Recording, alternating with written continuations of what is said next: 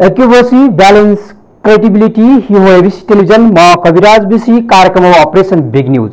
सत्य समाचार खोज्ने, तथ्य प्रस्तुत गर्ने र प्रस्तुतिलाई सन्तुलित बनाउने हाम्रो प्रतिज्ञा हो। यही प्रतिज्ञा पूरा गर्ने खरो प्रयास हो अपरेसन बिग न्यूज। जनसरकारका हरेक विषयलाई हामी बिग न्यूज बनाउँछौं र हरेक बिग न्यूजको अन्तर्कथा खोज्दै दर्शकका अगाडि अपरेसन गर्छौं। फरक समाचार र गहिरो समाचार दिने हाम्रो प्रयास निरन्तर जारी छ। दर्शकवृन्द, कोरोनाका कारण गत चैत 11 गतेदेखि साउन 5 गतेसम्म देशभर लकडाउन भयो। साउन पश्चात नेपाल सरकारले औपचारिक लकडाउनको अन्त्य गरे पनि स्थानीय सरकारले कुनै निश्चित क्षेत्रमा लकडाउन कायमै राख्यो। आजसम्म पनि जनजीवन सामान्य बनिसकेको छैन। बजार पूर्ण रूपमा खुलिसकेका छैनन्। सबै सेवा क्षेत्रहरू खुलिसकेका छैनन्। यसैले अर्थतन्त्रमा निकै असर पुर्याएको छ। स्वास्थ्य, शिक्षा, यातायात, पर्यटन तथा विकास निर्माणका कामहरू अझै नियमित रूपमा हुन सकेका छैनन्। तर अब कोरोनासँगै जुझ्दै जनस्वास्थ्यको मापदण्ड लागू गर्दै सबै क्षेत्र खुलाउनु पर्ने सरकारवालाहरूले तथा जनआवाज आउन थालेका छन्। कतिपय क्षेत्रमा भने बिस्तारै खुल्दै जान पनि थालेका छन्।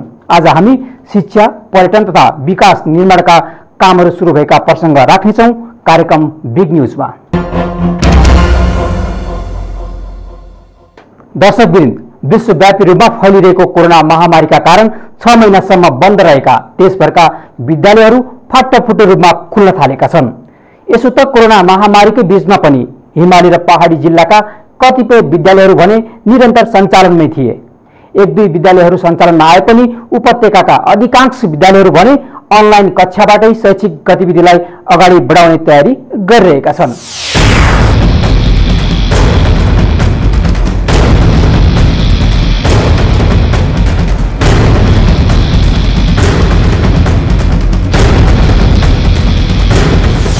यस वर्ष कक्षा 8बाट कक्षा 9मा नयाँ भर्ना हुन बिहिबार सुन्तली खत्री उपत्यकाको श्री नन्दी माध्यमिक विद्यालय आइपुगेकी थिइन्। उनको हातमा नयाँ किताबको चाङ पनि थियो। झण्डै 6 महिनासम्म लकडाउनका कारण विद्यालय आउन नपाएकी सुन्तली भन्दै थिइन्, 6 महिना त घरमै बसेर पढियो। कहिले दिदीको किताब पढियो त कहिले रेडियो र टेलिभिजनबाट पढियो उनी बताउँछिन्। अहिले भने सुन्तलीको आन्टीसँग भएको एउटा एक्स्ट्रा मोबाइल उनले पाएकी छिन्। त्यही मोबाइलबाट पढिरहेछु सुन्तली भन्छिन्। मेरो नाम सुन्तली खत्री, म क्लास 8 देखि 9 मा आएको हो। अनि पहिला अर्कै स्कुल पढ्थेँ, अनि अहिले न्यू स्टुडेन्ट हो यो स्कुलमा। आज एडमिसन गर्न 9 क्लासमा पढेको थिएँ। दिदीको बुकहरू थियो, अनि दिदीको बुकहरूबाट पढेँ। रेडियो टेलिभिजन सुनेर पनि पढेको थिएँ। एनटिभीमा दिएको थियो, अनि त्यहीँबाट हेर्दै पनि पढेँ। मोबाइल थिएन, अनि अहिले चाहिँ आन्टीले दिनुभयो एक्स्ट्रा मोबाइल थियो, अनि अहिले चाहिँ स्टार्ट गरे हो। लामो समयपछि विद्यालयहरू र पठन पाठन सञ्चालनमा आउने सुरसार बढेसँगै सुन्तली जस्तै लाखौं विद्यार्थी, शिक्षक र अभिभावकहरूमा उत्साह भरिएको छ। त्यसो त कोरोना र लकडाउनको बीचमै पनि खोटाङ दिक्तेल स्थित सुभद्रा मदन फाउन्डेसनले सञ्चालन गरेको जनजागृत माध्यमिक विद्यालयमा भने नियमित पढाइ रोकिएको थिएन। यस्तै काठमाडौँ बाहिरका काभ्रे, मोरङ, इलाम, बागलुङ र कैलाली लगायतका जिल्लाहरूमा पनि सुरक्षा मापदण्ड अपनाएर विद्यालयहरू सञ्चालनमा आइरहेका छन्। कैलालीको घोडाघोडी नगरपालिकामा त निजी विद्यालयहरूलाई मर्ज गरेर भए पनि आक्रामक ढंगबाट विद्यालयहरू सञ्चालन भइरहेको शिक्षाविद प्राध्यापक डाक्टर विद्यानाथ कोइरालाले जानकारी दिनुभयो। विद्यार्थीहरूलाई टिनको टहरामा भेडा बाख्रा हाले जसरी होइन, सृजनशील एवं वैज्ञानिक ढंगबाट शैक्षिक गतिविधिलाई अगाडि बढाउने अभ्यास घोडाघोडी नगरपालिकामा भइरहेको प्राध्यापक कोइराला बताउनुहुन्छ। तर पनि साना विद्यार्थीलाई स्कुलमा नबोलाउन उहाँले सुझाव दिनुभएको छ भने उच्च स्तरीय कक्षाहरू सञ्चालनमा भने 2 मत नै नरहेको उहाँको दाबी छ। जस्तो कैलालीको घोडाघोडी नगरपालिकालाई भने उहाँले निजी विद्यालयलाई मर्ज गर्न थाल्नु भएछ। स्पष्ट छ, म स्पष्ट छु। तपाईलाई अब यसो गर्न पाउनुहुन्न, तपाईलाई चाहिँ यत्र सानो फुच्चा फुच्चा चाहिँदैन, मलाई टहर चाहिँदैन, न्यूनतम कुराकानी भएको स्कुल चाहिन्छ, यही ठाउँमा राख्नुपर्छ भनेर उहाँ आक्रामक ढङ्गले लागिरहनु भएको छ। त्यस्ता खालका पालिकाहरूलाई मैले सलाम ठोक्छु। वास्तवमा जरुरी छ अब यो टिनको चाहनामा घरेर केटाकेटीहरू लगेर भेडा बाख्रा राखे जस्तो किसिमको गरेर चाहिँ गर्नु हुँदैन। सानो उमेरको केटाकेटीहरूलाई स्कुलमा ल्याउने काम नगरौँ। मेरो कापी चाट्यो भनेपछि फेरि झगडा गर्न थाल्छन्, उनका त के हुन्छ नि। त्यसले गर्दा सानो क्लासको निम्ति अभिभावक मार्फत पढ्ने पढाउने किसिमको काम नगरौँ। माध्यमिक तहका र यो निम्न माध्यमिक जुन आधारभूत र माध्यमिक तहका केटाकेटीहरू छन्, यी केटाकेटीहरूको निम्ति चाहिँ नि दूरी कायम गर्न सक्ने ठाउँ त्यहाँ सोचौँ, विकल्प जाने ठाउँ त्यसरी सोचौँ। उच्च शिक्षाको निम्ति त अनुसन्धानमै लानुपर्छ भन्ने दृष्टिकोण राख्छु म त। उच्च शिक्षालाई त अहिले त्यो पढाउनलाई हुँदैन र हुन्छ भनेर भन्ने भाषै होइन। त्यसो त केही दिन अघि मात्र पनि उपत्यकाको मनहरा नगरपालिका स्थित गीताञ्जली बोर्डिङ स्कुल पनि सञ्चालनमा आइसकेको छ। विद्यालय सञ्चालनमा आएसँगै विद्यार्थी र अभिभावकहरू पनि खुसी भएका छन्, तर कोरोनाको त्रास भने उत्तिकै छ। तर पनि भौतिक दूरी कायम गरेर मास्क र सेनिटाइजर प्रयोग गरेर विद्यालय सञ्चालनमा आएको छ। विद्यालयमा कक्षा 7 देखि 10 सम्मलाई बिहान 6 देखि 10 बजेसम्म र प्राथमिक कक्षा भने दिउँसो सञ्चालन गरिएको छ। तथापि साना कक्षाका विद्यार्थीहरूलाई भने बोलाइएको छैन। तर यता काठमाडौँकै श्री नन्दी माध्यमिक विद्यालयका शिक्षकहरू भने भौतिक रूपमै उपस्थिति गराएर कक्षाहरू सञ्चालन गर्ने वातावरण नभएको बताउँछन्। सरकारले असोज 1 गतेदेखि शैक्षिक गतिविधिहरू सञ्चालन गर्ने भने पनि विद्यार्थी र शिक्षकहरूमै पनि प्रविधिजन्य सामग्रीहरूको अभाव रहेको सूर्य खड्का बताउनुहुन्छ। भौतिक उपस्थितिमै विद्यालयहरू सञ्चालन गर्ने वातावरण बन्यो भने स्थानीय निकायहरूसँग समन्वय र सहकारी गरेर सुरक्षा मापदण्डका लागि अनुरोध गर्नु पर्ला, खड्का बताउनुहुन्छ। आजसम्म हामीले अनलाइनै लिइरहेका छौँ। अब दशैं पछाडि अवस्था कस्तो हुन्छ त्यो अवस्था अनुसार चाहिँ हामीले फिजिकल्ली कक्षा कोठामा भाइ बहिनीहरूलाई राखेर पढाउने खालको वातावरण अब यो कोभिडको कारणले पनि अलिकति बन्दै गयो भनेदेखि हामी गराउँछौँ। त्यतिखेर हामीले स्थानीय तहसँग सुरक्षाका उपायहरू सेनिटाइजर मास्कदेखि लिएर हजुरको अब यो यही भाइजरदेखि लिएर होइन यस्ता कुराहरूमा चाहिँ हामीले स्थानीय तहसँग मिलेर काम गर्नुपर्ने अवस्था हुन्छ। संविधान त यो माध्यमिक तहसम्मको शिक्षालाई विशेष गरी स्थानीय तहकै जिम्मेवारीमा संविधानले सुम्पेको कारणले गर्दाखेरि पनि हामीले स्थानीय तहसँग अनुरोध गर्छौँ र अहिलेसम्म हामी समन्वयमा चाहिँ छौँ। अब भौतिक रूपमा चाहिँ विद्यार्थीहरूलाई नल्याएको कारणले गर्दा त्यतातिर हामी गएको छैनौँ। काठमाडौँकै राई स्कुलका प्रधानाध्यापक कीर्ति प्रसाद पाण्डे पनि अनलाइनबाटै पढाइ भइरहेको बताउनुहुन्छ। तथापि प्रयोगात्मक कक्षाहरूमा भने केही समस्या आइरहे पनि सैद्धान्तिक पढाइहरू प्रभावकारी रूपमा अघि बढिरहेको उहाँको भनाइ छ। कति इफेक्टिभ हुने हो नहुने हो, तर पछि काम गर्दै जाँदा यो मैले जुन छ 90 to 95% इफेक्टिभ मानेको छु। यसमा हाम्रो जुन छ पेरेन्ट्स, हाम्रो विद्यार्थी, हाम्रा टिचर्स, हाम्रा अरू पनि सोसाइटी, मिडिया पर्सन, म्यानेजमेन्ट र इभन प्रिन्सिपल सबैले जुन छ मिलेर काम गर्दा यो धेरै नै इफेक्टिभ भएछ। शिफ्ट वाइज वास्तवमा क्लास सञ्चालन गर्दा टिचर यदि स्कुलमा आउँछन्, हाफ विद्यार्थी आउँछन् भने हाफ विद्यार्थी त घरमा बसिराखेको हुन्छ। उसको जुन छ यदि अर्कै सब्जेक्ट चलायो भने त यतातिर अर्को सब्जेक्ट छुटिराखेको हुन्छ। त्यसैले गर्दा त्यति मलाई जुन छ प्र्याक्टिकल त्यो राम्रो जुन छ लाग्दैन, देखिँदैन। तर पनि अब यो हो कि सेम 4 पिरियड 5 पिरियड आधालाई बोलायो, सबै टिचर आउने, फेरि आधालाई बोलाएर फेरि अर्को दिन सेम सब्जेक्ट पढाउने भने त्यहाँ कोर्स म्याच गर्न सक्छ।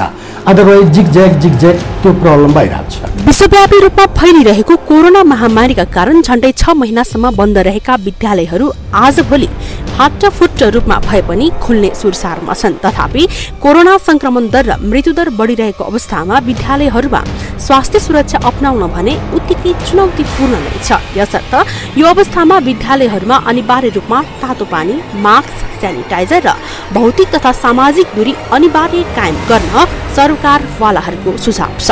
क्यामेरा पर्सन ध्रुव अधिकारीका साथमा एबीसी रिपोर्टर सपना थामी, काठमाडौँ।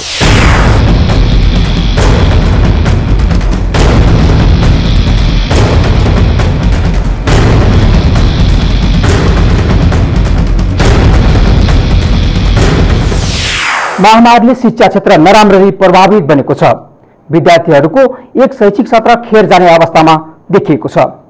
एकाधिक विद्यालयहरू सञ्चालनमा भएका छन्। कतिपय विद्यालयहरू अनलाइन मार्फत नै सञ्चालन भइरहेका छ।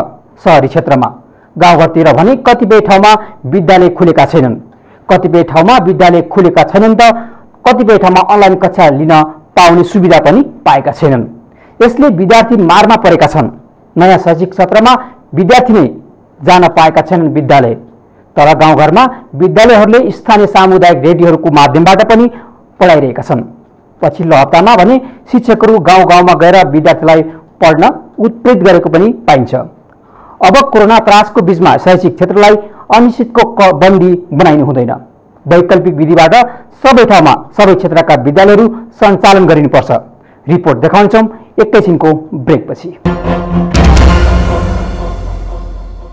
ब्रेकपछि फेरि स्वागत छ। तपाईँ बिग न्युजमा हुनुहुन्छ। दर्शकवृन्द, विश्वव्यापी महामारीका कारण नेपालको पर्यटन क्षेत्र धराशायी बन्द गइरहेको बेला जनस्वास्थ्यको मापदण्ड कडाइका साथ पालना गर्दै पर्यटन क्षेत्र खुलाउनु पर्नेमा सरकारवालाहरूले जोड दिएका छन्।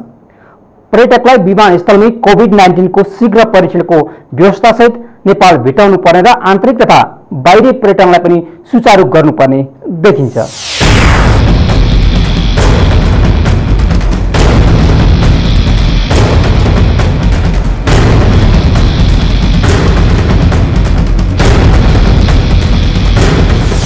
विश्वव्यापी रूपमा फैलिएको कोभिड-19 कोरोना भाइरसका कारण नेपालको पर्यटन क्षेत्रलाई नराम्ररी प्रभाव पार्यो। अघिल्ला केही वर्ष अघिदेखि नै भ्रमण वर्ष 2020 को तयारी तीव्र रूपमा अघि बढिरहेको थियो। भ्रमण वर्षका लागि पर्यटन क्षेत्रको विस्तार भएको थियो, लगानी बढेको थियो। सन् 2020 भरिमा नेपालमा धेरै भन्दा धेरै पर्यटक भित्राएर आर्थिक वृद्धि गर्ने साथै नेपालको प्रचार प्रसार व्यापक गरेर आगामी दिनको पर्यटनलाई आर्थिक वृद्धिको आधार स्तम्भ बनाउने नेपालको चाहना तुइएको छ।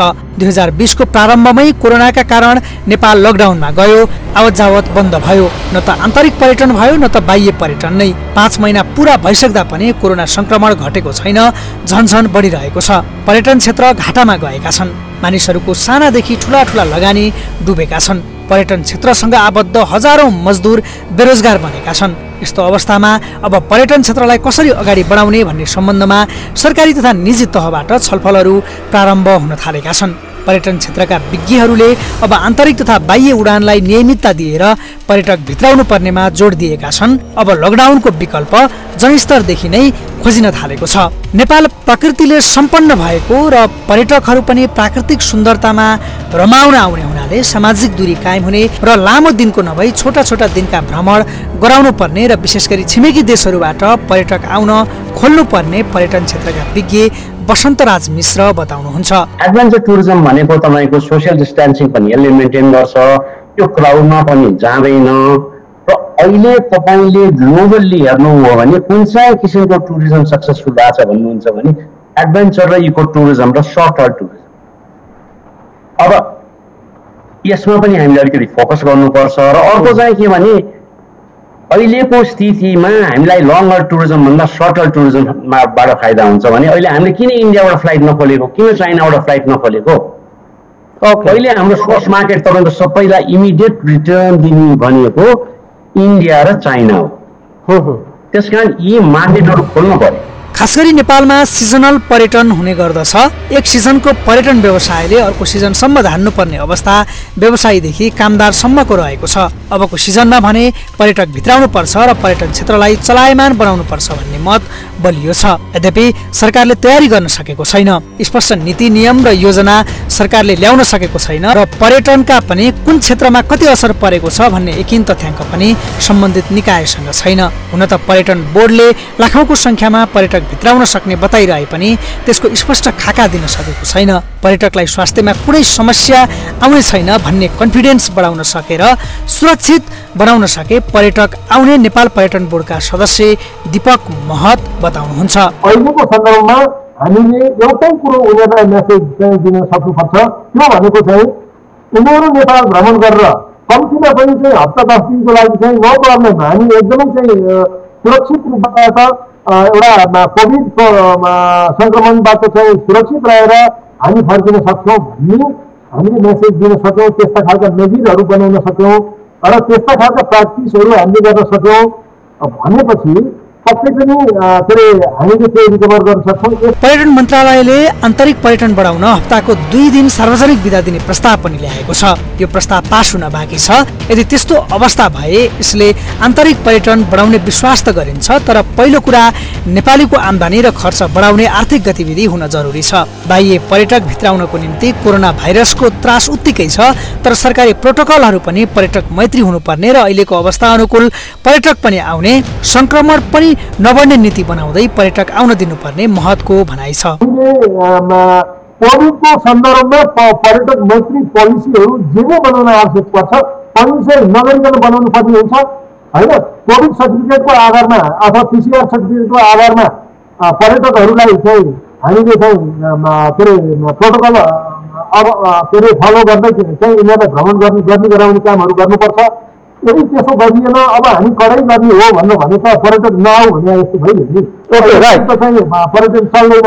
के अरे त्यत्रा के अरे हाम्रोभन्दा बढी जनघनत्व, हाम्रोभन्दा बढी क्षति बेहोरेका चाहिँ ठाउँमा एयरलाइन्सहरू चलेका छन्, पर्यटकहरू चाहिँ आवागमन गर्न थालिसकेका छन्। सरकारले पर्यटन क्षेत्रलाई माथि उकास्न केही नयाँ योजना ल्याइसकेको छैन, तर पर्यटन बोर्ड नेपालमा बाह्य पर्यटक भित्राउन सहयोग पुग्ने गरी टास्क फोर्स बनाएको, बुद्धिस्ट टुरिज्मको लागि प्रमोसन गरिरहेको र 68 जिल्लामा पर्यटनका ससाना प्याकेज तयार गरिरहेको बताउँछ। नीतिगत रूपमा मानिसपिच्छे धारणा आइरहेकोले सरकारी संयन्त्र र निजी क्षेत्र मिलेर पर्यटन उकास्ने खालका नीति बनाउनु पर्नेमा सरकारवालाको जोड छ। हामी निजी क्षेत्र, प्राइभेट सेक्टर, पब्लिक सेक्टर, जति पनि सेक्टरहरू छन् अहिलेको र हरेक गभर्मेन्टको निकाय सबैले एउटै उसले चाहिँ हाम्रो इकोनोमी कसरी रिभाइभ गर्ने भनेर सोच्नु पर्ने थियो। त्यसमा सबैभन्दा कमजोरी के भयो भने हामी तपाईँको टुरिज्म सेक्टरै यस्तो फ्रेगमेन्टेड भयौँ। हिजो र आजको इन्टरभ्यू हेर्दा एकजनाले 7 दिनको क्वारेन्टाइन राख भन्छ, अर्कोले 3 दिनको राख भन्छ, अर्कोले 1 दिनको राख भन्छ। भन्दा अघि भने जस्तो हाम्रो कलेक्टिभ भोइस एउटा चाहिँ हामीलाई अहिलेको बेलामा अनिवार्य छ र यो इसेन्सियल चिजहरू मार्केटिङको लागि, यो टुरिज्म चलाउनको लागि के चाहिन्छ भनेर त्यसलाई चाहिँ आइडेन्टिफाई धेरैचोटि भइसकेको छ। टुरिज्म बोर्डले पनि आइडेन्टिफाई गरेको छ, प्राइभेट सेक्टरले पनि गरेको छ। त्यसलाई चाहिँ प्रपरली इम्प्लिमेन्ट गर्नु पर्यो। त्यो इम्प्लिमेन्ट गर्यौँ भने हामी वी विल बी सक्सेस। निश्चय पनि हजारौं घर परिवारले पर्यटन क्षेत्रसँग सम्बद्ध भएर घरको चुलो बालिरहेका छन्। देशकै जीडीपीमा पनि पर्यटन क्षेत्रको योगदान छ। जहिलेसम्म पर्यटन क्षेत्रलाई उकास्न गम्भीरता देखाइँदैन त्यति बेलासम्मै हाम्रो आर्थिक अवस्था कमजोर बन्दै जानेछ। पर्यटन क्षेत्रलाई चलायमान बनाउन अब ढिला गर्नु हुँदैन। एबिसी रिपोर्टर विक्रम रत्न, काठमाडौँ।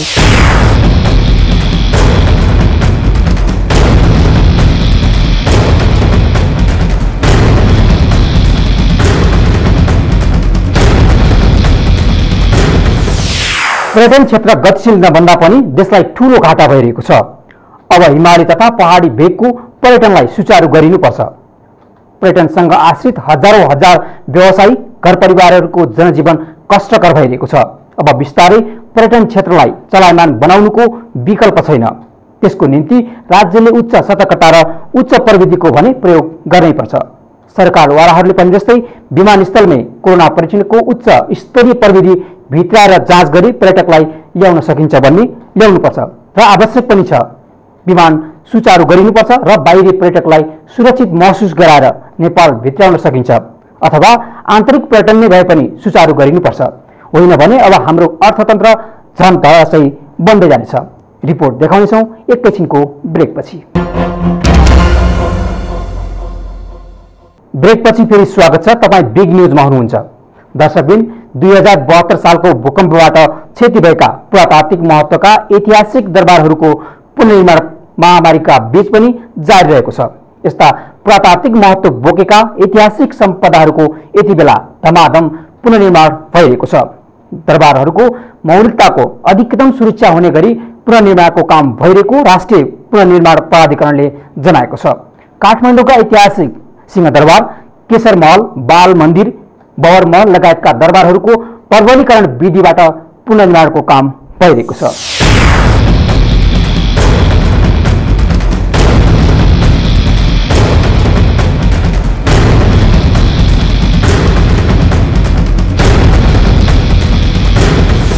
5 वर्ष अघिको महाभूकम्पले क्षति पुर्याएको सिंहदरबारको मुख्य प्रशासनिक भवन सहित काठमाडौँका केशर महल, बाल मन्दिर र बबर महल दरबार बिस्तारै पुरानै स्वरूपमा ठडिने प्रक्रियामा छन्। दरबारहरूमा रहेका ऐतिहासिक पुरातात्विक सम्पत्तिहरूको मौलिकतामा कुनै क्षति नहुने गरी राष्ट्रिय पुनर्निर्माण प्राधिकरणले प्रज्वलीकरण विधि मार्फत पुनर्निर्माण गरिरहेको छ। प्राधिकरणका अनुसार सिंहदरबारको मुख्य प्रशासनिक भवनको पूर्वपट्टिको भागको सम्पूर्ण कार्य आगामी मङ्सिरभित्र सम्पन्न हुनेछ। यो भवनको पुनर्निर्माणको काम सम्पन्न भए पनि फायर फाइटिङ, इन्टेरियर, ल्यान्डस्केपिङ र सुरक्षा लगायतका काम भइरहेको प्राधिकरणका आयोजना उपनिर्देशक झप्पर सिंह विश्वकर्माले बताउनुभयो। यो भवनको कुल लागत भ्याट बाहेक 55 करोड 94 लाख रुपियाँ रहेको छ। त्यस्तै सिंहदरबारको पश्चिमपट्टिको मोहडाको पुनर्निर्माणले पनि तीव्रता पाएको छ। यो भवन पनि प्रबलीकरण विधि मार्फत पुनर्निर्माण भइरहेको हो। ऐतिहासिक महत्त्वका वस्तुहरूलाई जस्ताको तस्तै जोगाउने गरी पुरानै निर्माण सामग्रीको प्रयोग गरी पुरानै विधि मार्फत काम भइराखेको प्राधिकरणको भनाइ छ। यो भवनको कुल लागत भ्याट बाहेक 50 करोड रुपियाँ छ भने हालसम्म 35% प्रगति भएको छ। यो भवन 2078 भदौ 5 गते भित्रमा सम्पन्न हुनेछ। त्यस्तै काठमाडौँको केशर महल दरबारको पुनर्निर्माण हालसम्म 20% सम्पन्न भएको छ। भ्याट बाहेक 59 करोड 50 लाख रुपियाँ बजेटमा पुनर्निर्माण हुन लागेको यो दरबार 2078 मङ्सिर 12 गते भित्रमा सम्पन्न हुनुपर्नेछ। बबर महल दरबारको निर्माण कार्यमा पनि 20% प्रगति भएको प्राधिकरणले जनाएको छ। यो दरबारको कुल लागत भ्याट बाहेक 86 करोड रुपियाँ छ भने यसको पुनर्निर्माण 2078 असार मसान्तसम्ममा सम्पन्न भइसक्नु पर्नेछ। यस्तै बाल मन्दिरको पुनर्निर्माणमा पनि 15% प्रगति भएको छ। भ्याट बाहेक कुल 55 करोड रुपियाँ लागतमा पुनर्निर्माण भइरहेको यो दरबार 2078 मङ्सिर मसान्तसम्ममा सम्पन्न हुनेछ। टेन्डर भइसकेपछि करिब 41 करोड पश्चिमी मोहडा हैन, त्यसै गरी सिंहदरबार पश्चिम मोहडा र बाल मन्दिरमा करिब 56 करोड र यो केशर महलमा लगभग 60 करोड अनि त्यस्तै गरी अब यो बबर महलमा 86 करोड भ्याट बाहेकको कार्यबाट हामी प्रबलीकरण कार्य अगाडि बढाइरहेका छौँ। र यो सिंहदरबारको पूर्वीपट्टिको जो मुख्य प्रशासनिक भवन छ त्यो भवनको चाहिँ हामीले गतै वर्ष यो हामीले चाहिँ पहिलो फेज प्रबलीकरणको कार्य सकेका छौँ र खालि जुन त्यसमा फायर फाइटिङ, इन्टेरियर, ल्यान्डस्केपिङ र अरू सुरक्षा लगायतका विविध कुराहरू राख्नुपर्ने थियो। त्यो प्याकेजको हामीले करिब 55 करोडमा चाहिँ हामीले त्यो कार्य पनि अब यो तदारुकता साथ अगाडि बढिरहेको छ र हामी यो यसको चाहिँ म्याद भन्नुहुन्छ भने अब कन्ट्र्याक्टरले पाउने म्याद भनेको फागुनको पहिलो हप्तासम्म छ, तर हामी यो सालको फागुनको पहिलो हप्ता छ, तर हामी छिट्टै नै त्यो पूर्वीपट्टि जुन छ नि पूर्वीपट्टिको प्रधानमन्त्रीज्यूको सम्माननीय प्रधानमन्त्रीज्यूको बस्ने जो पूर्वपट्टिको मुख्य प्रशासनिक जुन भवन छ त्यसलाई चाहिँ हामी यो मङ्सिरभित्रमा सम्पूर्ण काम सक्ने गरी हामी कामहरू अगाडि बढाइरहेका छौँ। चारवटै दरबारको पुनर्निर्माण हुँदा ऐतिहासिक पुरातात्विक कलाकृतिहरू नबिग्रिने गरी पुरानै निर्माण सामग्रीको प्रयोग गरिएको छ। सुर्की, फलाम, चुना, काठ लगायतको प्रयोग गरेर पुरानै विधिबाट प्रबलीकरण गरिरहेको आयोजना उपनिर्देशक विश्वकर्माले बताउनुभयो। पुनर्निर्माणको काम हुँदा राष्ट्रिय भवन निर्माण संहिताले मागेको सुरक्षा प्रत्याभूत हुने गरी प्रबलीकरणको काम भइरहेको छ। पुरानै शैली, पुरानै निर्माण सामग्री, पुरानै पद्धति र पुरानै कलाकृतिलाई जस्ताको तस्तै तर बलियो प्रशस्तै भन्ने सिद्धान्तबाट पुनर्निर्माणको काम भइरहेको हो। तर सिंहदरबारको पूर्वी मोहडाको पुनर्निर्माणमा भने छड र सिमेन्टको प्रयोग गरिएको छ। यसअघि 2030 सालमा आगलागीबाट क्षति भएपछि यो भवनको निर्माण सिमेन्ट र छडको प्रयोग भई गरिएको थियो। त्यसैले अहिले पनि पर्खालको भित्र र बाहिर ज्याकेटिङ प्रविधि मार्फत बाँधेर प्रबलीकरण गरिएको प्राधिकरणको भनाइ छ। यो सिंहदरबार, केशर महल, बबर महल, बाल मन्दिरहरू यिनीहरू प्रबलीकरणको विधिबाट चाहिँ हाम्रो पुनर्निर्माणको कामहरू भइरहेको छ। प्रबलीकरण गर्दाखेरि हाम्रो जुन ऐतिहासिक र पुरातात्विक जुन अब त्यहाँ कलाकृतिहरू नबिग्रिने गरी तिनीहरूलाई बचाउने गरी पुरानै शैलीमा पुरानै निर्माण सामग्रीहरू प्रयोग गरेर जस्तो कि सुर्की, चुना, फलाम, काठ जे पहिला जुन जुन सामग्री प्रयोग भएको थियो त्यही सामग्रीहरूलाई नै प्रयोग गरेर त्यही विधिबाट चाहिँ हामी प्रबलीकरण गरिरहेका छौँ। मौलिकताको विषयमा हामी जुन शैलीमा छ, जुन निर्माण सामग्रीको प्रयोग भएको छ त्यही शैली र त्यही निर्माण सामग्रीको प्रयोग गरिरहेका छौँ। हामी अर्को नयाँ जस्तो कि सिमेन्ट, छड, नयाँ सामग्रीहरू हामी त्यसमा प्रयोग गर्दैन। त्यसकारण त्यसको हाम्रो मौलिकता र जुन डिजाइन छ पहिले प्रबलीकरण गर्दाखेरि जो पहिलेकै जो डिजाइन छ त्यही नै बचाउनको लागि गरिने हो। दरबारहरूको पुनर्निर्माण तोकिएको समयमा सम्पन्न हुनेमा भने कोरोना भाइरसको महामारीले चुनौती थपेको छ। महामारीले निर्माण सामग्रीको नियमित आपूर्तिमा असर परेको छ भने देश बाहिरबाट निर्माण सामग्री ल्याउन सकिएको छैन। यसबाहेक कोभिडकै कारण दक्ष कालीगढहरूको समेत अभाव भएको छ। यस्तो बेला सम्बन्धित निकायबाट समन्वय गर्न आवश्यक देखिएको छ।